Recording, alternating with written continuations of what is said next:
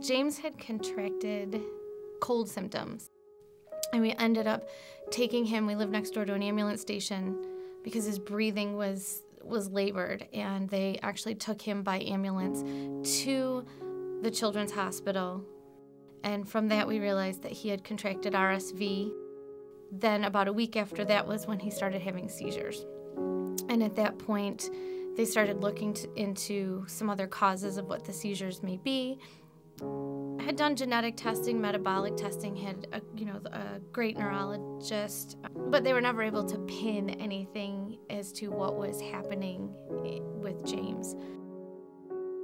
Despite our son not making it, we knew that they had given 200% and that they had loved us and loved him and had done the best. They'd given their best for him, and that we truly appreciated that. Going through the most difficult thing you could ever go through in your entire life, yet these doctors, these nurses, the hospital staff, everyone that we came in contact with made sure we knew that they cared. And also to speak to the care we had and the love that was shown.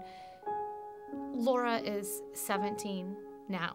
At the time that James was in the hospital, she was 5. I remember one day I walked in and James had this cap on his head with all the leads, and it horrified me. Our nurse at the time was Mike Edwards, and we had him often. He was great. And Mike said to Laura, what's the matter? And he held me as I'm just crying, as now I've just realized I can't do anything. There's nothing.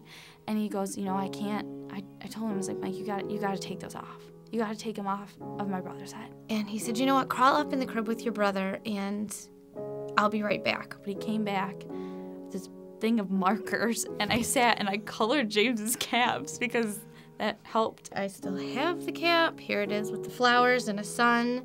And it changed her whole attitude and demeanor. And that was really the care of the nurses, that we had. I want to be that person in that support system who loves you, who loves your child, and is going to do everything. And I want to be able to do that for everyone else's life.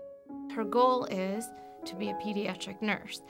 And that says a lot to us about the nature of what the Children's Hospital is all about. When you can make such a difference on a 5-year-old's life who's watching her brother die, and 11 years later, her goal is to be like those nurses who helped her and who helped her brother and who helped her family.